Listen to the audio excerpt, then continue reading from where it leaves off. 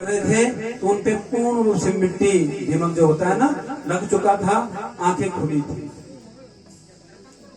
बाकी मिट्टी का ढेर था। कौतूहलवश सुकन्या ने क्या किया, तिनका पकड़ा, घास की नोक और उन आंखों पे लगा दिया, दोनों आंखों पे, दोनों आंखें चल बसी। च्यवन ऋषि की आंखों को फोड़ दिया और च्यवन ऋषि क्रोध में आ गए महाराज। जब क्रोध में आए तो राजन च्यवन ऋषि ने क्या किया, क्रोध में जैसे श्राप देने वाले थे तब तक जो राजा है सरियाती, उन्होंने कहा महाराज क्षमा कीजिए, प्रयास किया और कहा कि मैं इस कन्या का ही विवाह तुम्हारे संग कर लूंगा। ना चाहते हुए भी अपनी कन्या का विवाह च्यवन ऋषि से किया और च्यवन ऋषि से विवाह करने के बाद सुकन्या ने बड़ी सेवा की ऋषि की। महाराज सुकन्या अपने पति की बहुत सेवा करते हैं। च्यवन ऋषि को अश्विन कुमारों ने उनकी आंखें लौटा दी, आयुर्वेदिक से आंखें ठीक कर दी। सूर्यवंश की एक प्रतापी राजा हुए नवग और नवग में हुए नाभाग और नाभाग के हुए अम्बरीश। अम्बरीश की कहानी सुनी होगी आपने, आप लोगों ने। और अम्बरीश कैसे राजा हैं, ये प्रति महीने में एकादशी उपवास करते हैं और एकादशी उपवास हम वैसे सबको करना चाहिए, लेकिन एक व्रत तो करना चाहिए क्योंकि उससे हमारी शरीर की शुद्धि हो जाती है।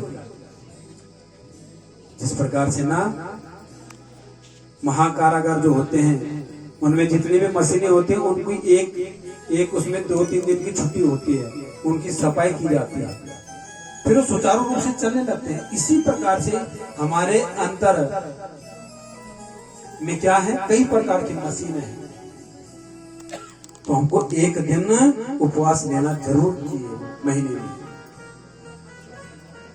उससे शुद्धि होती है, मन की शुद्धि होती है, बुद्धि की शुद्धि होती है, तन की शुद्धि होती है, विवेक में वृद्धि होती है। एकादशी के उपवास कर रहे थे, किया था, तब तक वहां दुर्वासा ऋषि जी का आना, दुर्वासा ऋषि जी आए, अम्बरीश ने दोनों हाथ जोड़कर स्वागत किया, कहा हे प्रभु आप आइए, आज मेरा व्रत है और आप आइए, साथ में भोजन करेंगे, पारण करेंगे। आज दुर्वासा ऋषि कहते मेरा भी एकादशी का उपवास है। अच्छा थे अम्बरीश, राजन तुम तब तक भोजन की व्यवस्था बनाओ और मैं तब तक क्या करता हूँ, स्नान करके आता हूँ। संध्या बदन चले गए महाराज। संध्या बदन में उनको काफी देर हो गई। कभी ऐसा होता है एकादशी के बाद द्वादशी और द्वादशी के तुरंत कुछ घड़ी में त्रयोदशी लगने वाली होती है, लेकिन एकादशी का उपवास का पारण द्वादश में ही करना पड़ता है। इसलिए जब उन्होंने अपने गुरु को पूछा, उन्होंने कहा कुछ पल में त्रयोदशी लग जाएगी, तो उनको आने में देर हो गया। किनको, दुर्वासा ऋषि को। इतने में पारण करना चाहा, सिर्फ जल, अन्न तो तब खाना था, भोजन तब देना था।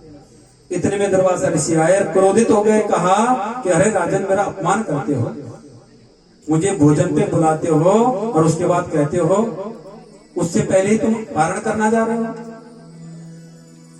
और महाराज गुस्से में क्या किया, अपनी सिर से एक जटा को उखाड़ कर नीचे जमीन पर पटका। वहां से कृत्या नाम की एक राक्षसी पैदा हुई और राक्षसी किसको मारने दौड़ने चली गई, अम्बरीश को। अम्बरीश ने दोनों हाथ जोड़ लिया, मेरी भक्ति में कोई खोट है, कोई भेद है, कि मेरे आदर सत्कार में कोई भेद है तो ये मुझे भस्म कर दे।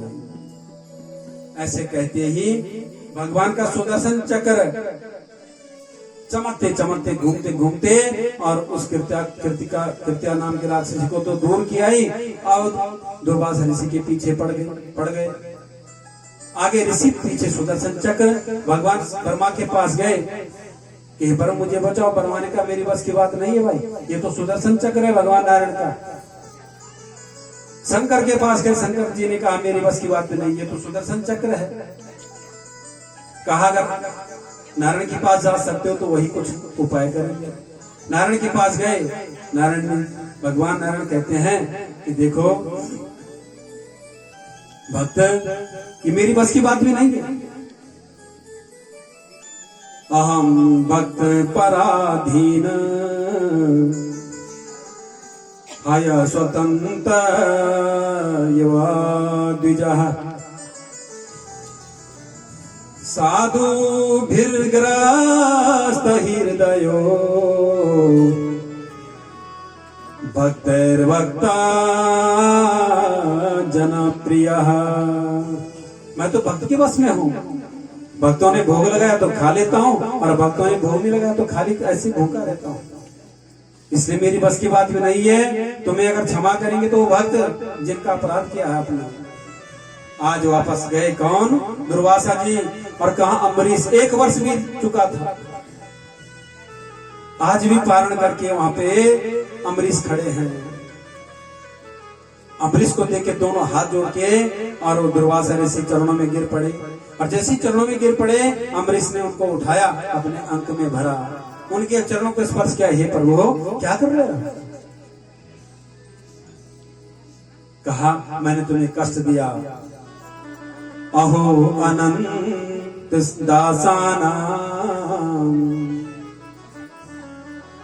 महत्वं दृष्टपद्य में कृतागसोऽपि यद् राजन् मंगलानि समीहसे।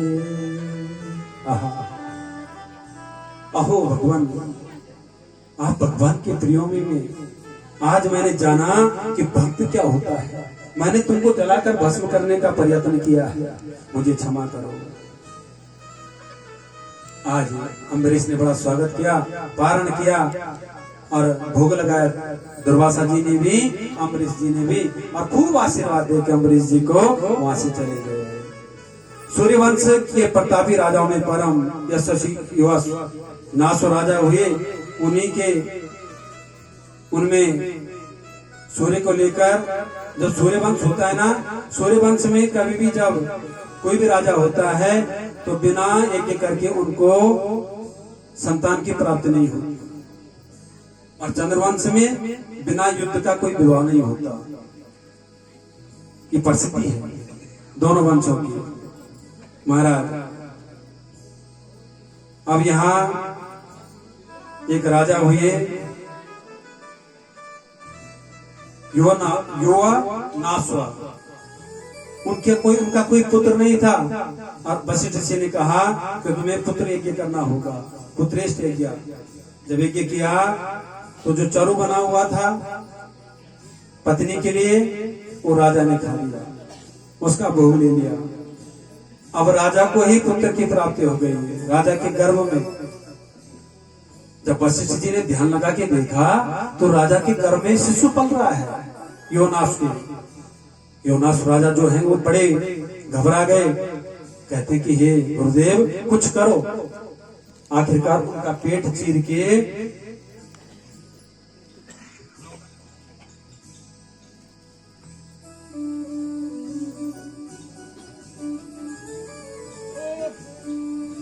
और पेट चीर के निकाला गया उस बालक को।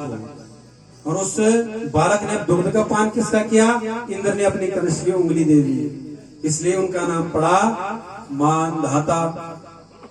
मानधाता के पुत्र हुए मुचकुंद, बड़े तपस्वी थे।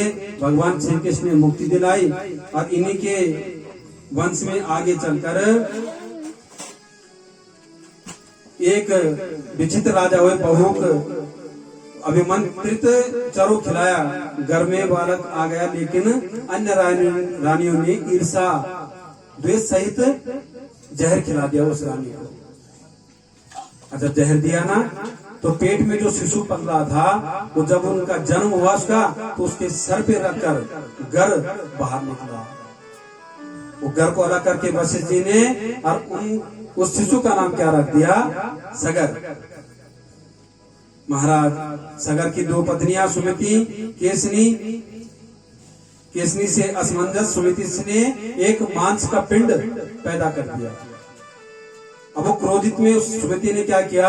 उस पिंड के 60,000 टुकड़े कर दिए।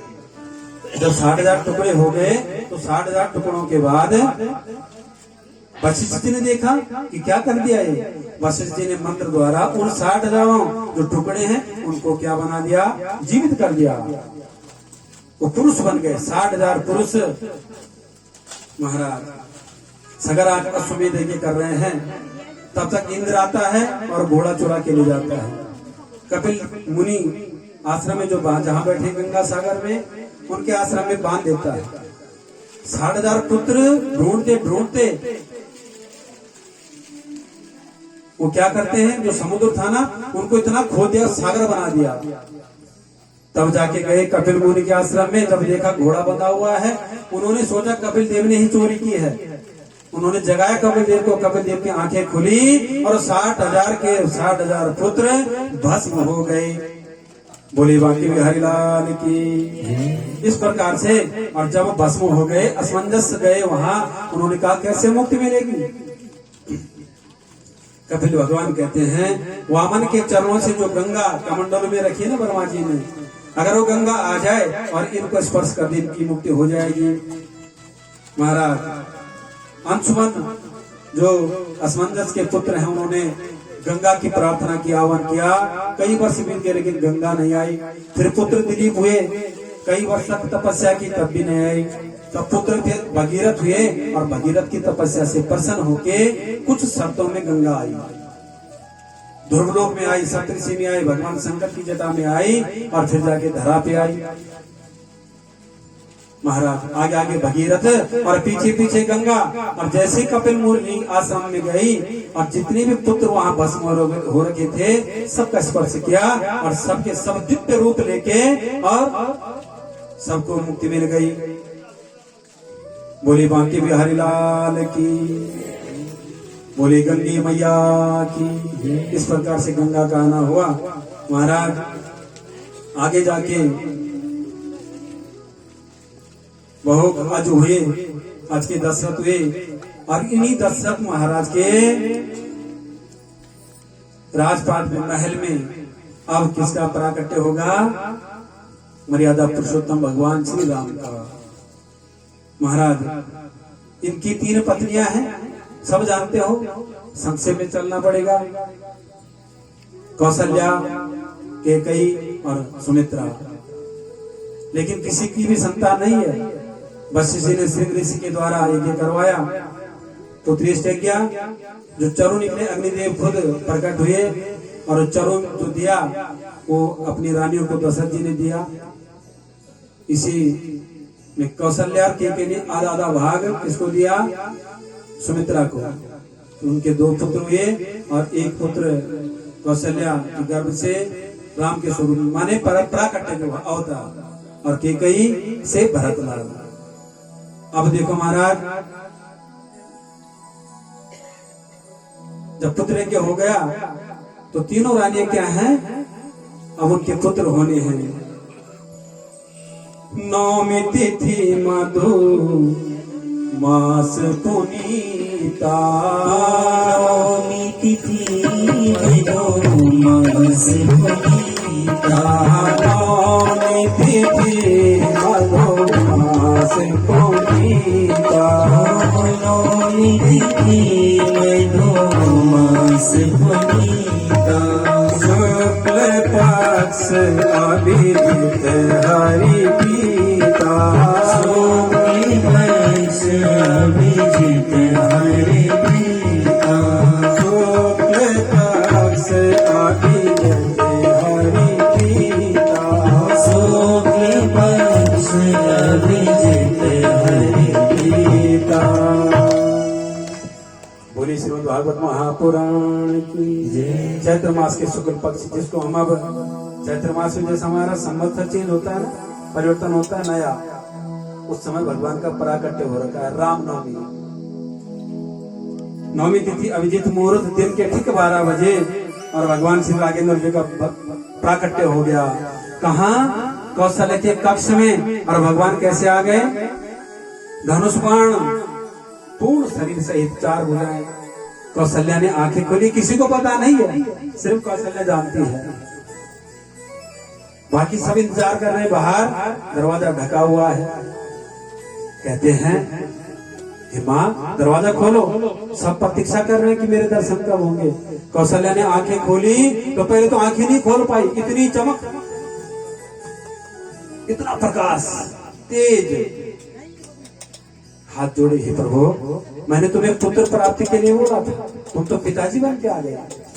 ये धनुष बाण, चार चार हाथ, लोग क्या कहेंगे कि कैसा पुत्र हुआ है ये। भगवान कहते हैं ठीक है माँ। भगवान ने अपने चार हाथों में से दो रखे, बाकी हटा दिए। कहा अब तो खोलो। माँ कहती है इतना बड़ा शरीर, 21 फुट के, इतने लंबे। भगवान कहते माँ तुम बड़ा परेशान करती हो। पहले कहती हो हाथ हटाओ, अब कहती हो छोटे हो जाओ। लो छोटा भी हो गया। माँ कहती धनुष बाण, अच्छा धनुष बाण भी अलग कर दिया। माँ कहती है अब नंगे हो जाओ, वस्त्र निकाल दो।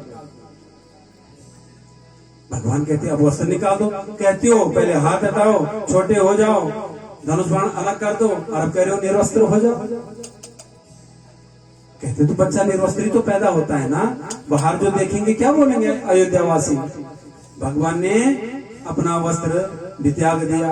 अब माँ कहते रो, चिल्लाओ ना।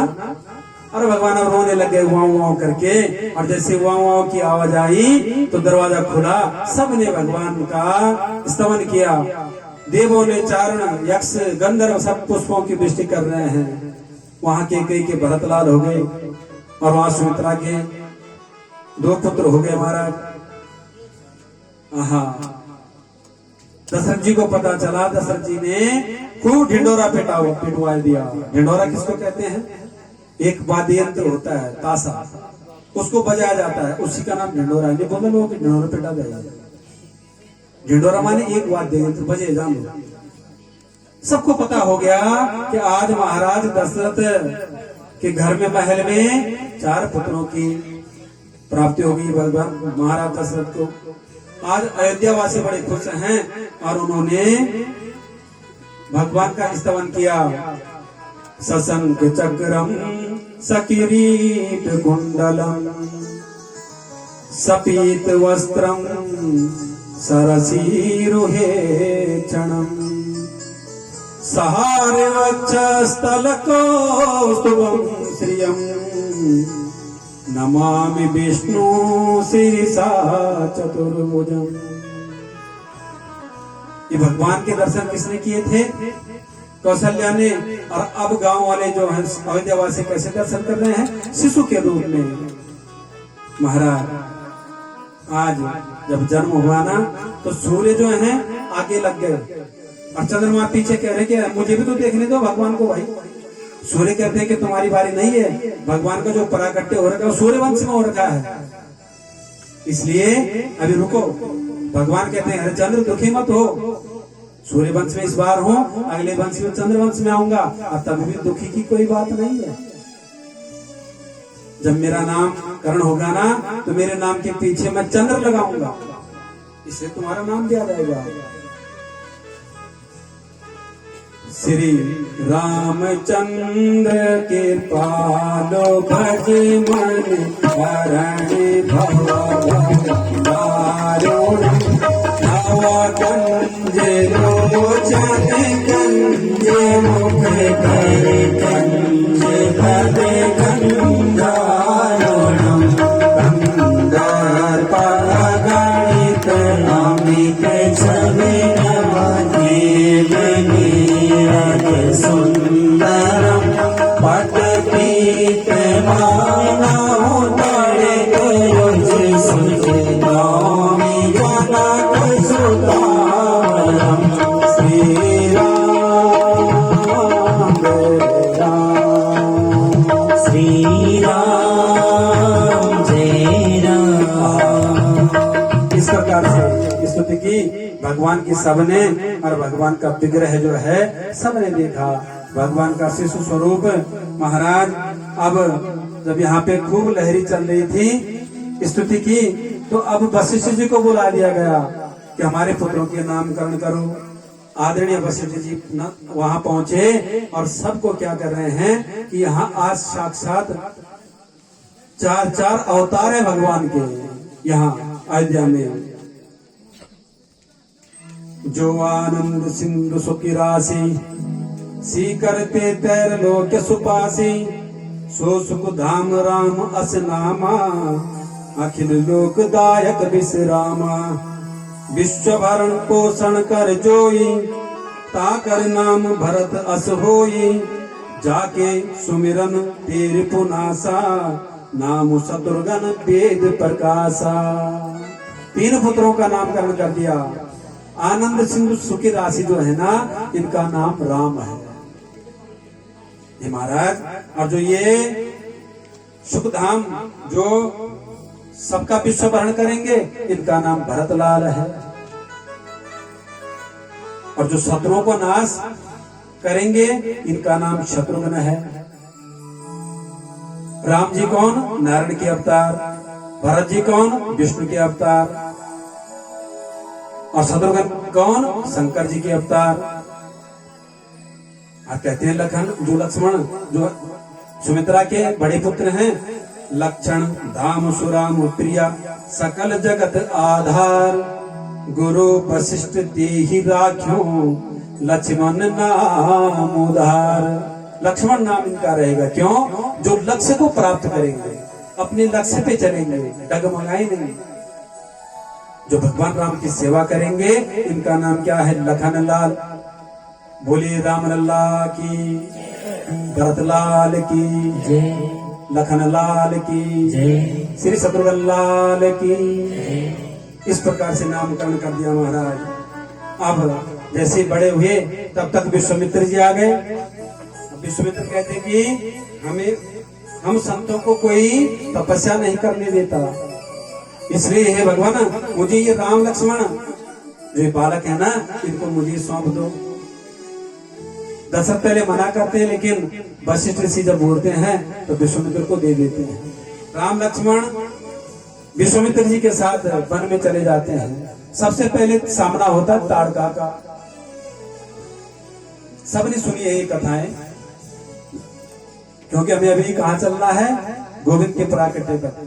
और आज श्रोतागण भी दूर दूर से आ रखे हैं। यहाँ पे भक्तगण मेरे गांव से भी आ रखे हैं। मुझे बड़ी प्रसन्नता हुई, मेरे गांव से आके गाड़ी लेके और यहाँ आए। बहुत बहुत धन्यवाद, स्वागत, अभिनंदन। काफी लोग बाहर से हैं, इसलिए स्पर्श करके चलना पड़ेगा। तो महाराज जैसे गए और वहां सबसे पहले ताड़िका से भेंट हुई।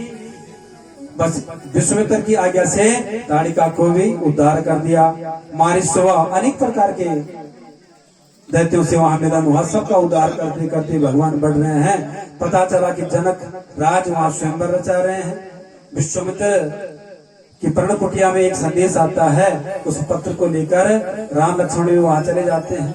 अनेक राजा आ रखे हैं।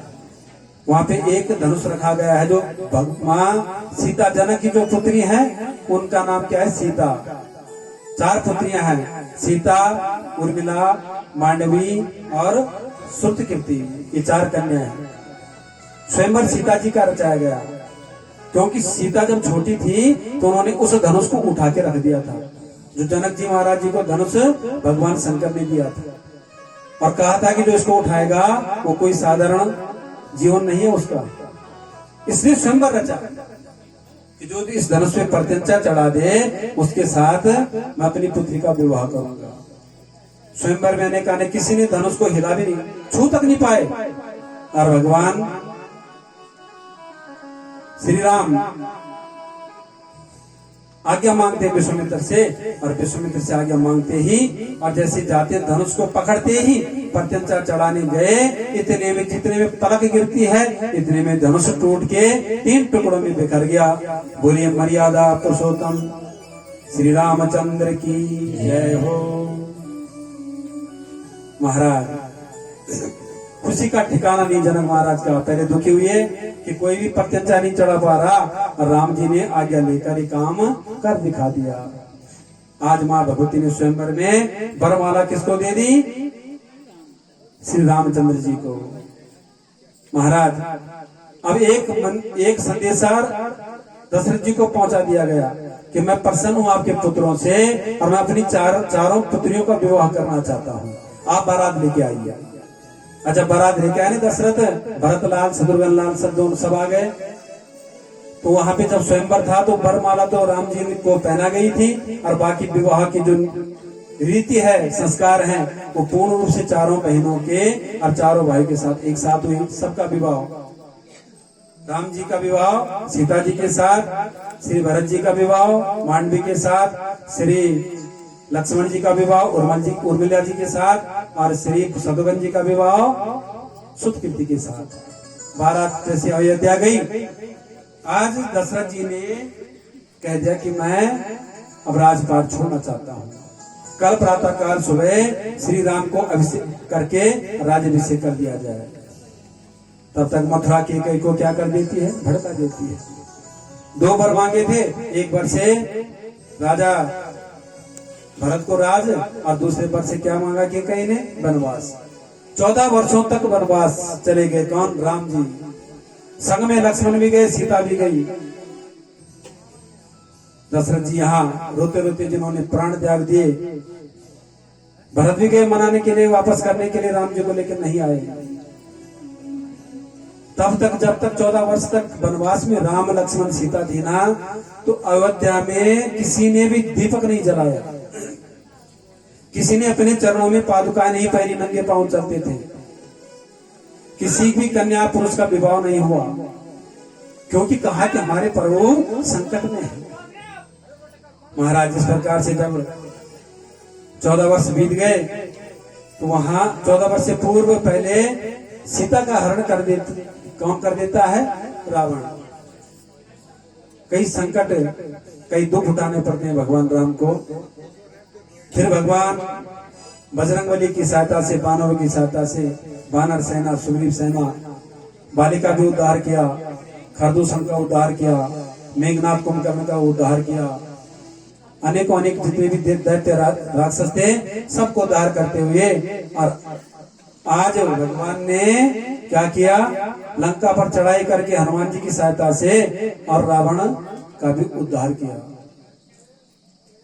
महाराज इस प्रकार से ये राम कथा संक्षेप में किसको सुना रहे हैं भगवान?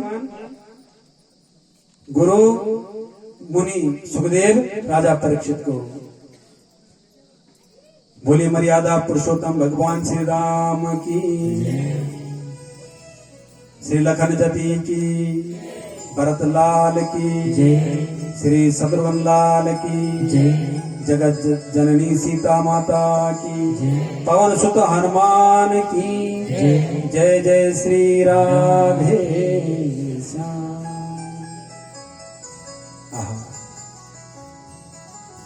राजन कहते हैं कि प्रभु बड़ी सुंदर कथा सुनाई।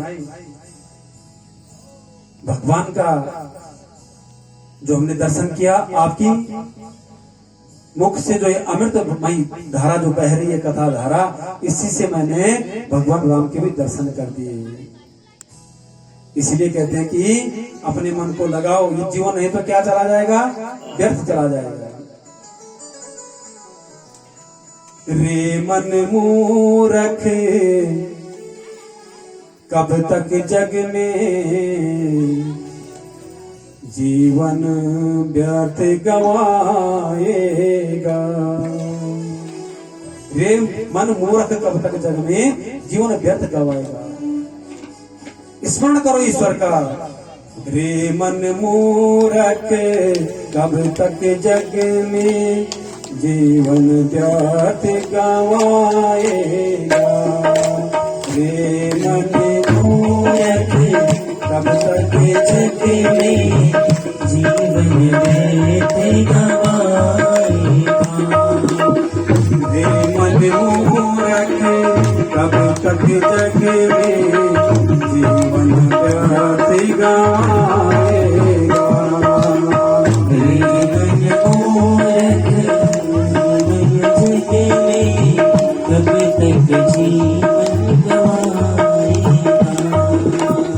राम नाम नहीं गाएगा